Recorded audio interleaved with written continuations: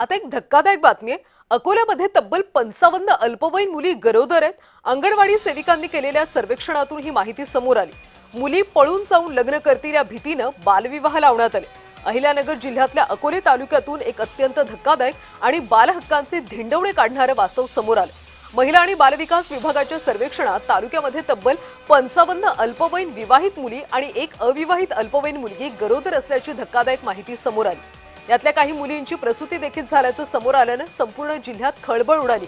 अकोले आणि राजूर प्रकल्पांतर्गत अंगणवाडी सेविकांकडून दरमहा गरोदर आणि स्तनदा मातांचं सर्वेक्षण केलं जातं।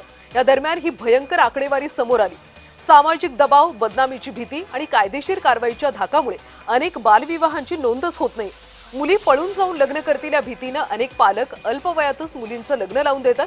लग्नाच्या वेळी वधूवरांचे जन्मदाखले सक्तीचं करणं आणि अल्पवयीन मुलींशी विवाह करणाऱ्यांवर थेट फौजदारी गुन्हे दाखल करण्याची मागणी अकोले इथल्या बाल संरक्षण समितीचे अशासकीय सदस्य श्रीनिवास रेणुकादास यांनी केली आहे।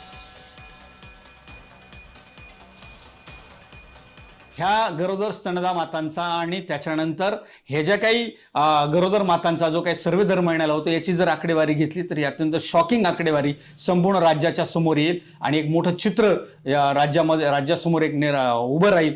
त्याच्यामुळं मी खऱ्या अर्थानं अशी मागणी आज करतो की ह्या स्तनदा गरोदर माता ज्या आहेत ह्यांचा जो काही सर्वे गेल्या वर्षभरामध्ये झाला असेल याची आकडेवारी शासनानं या ठिकाणी घ्यावी।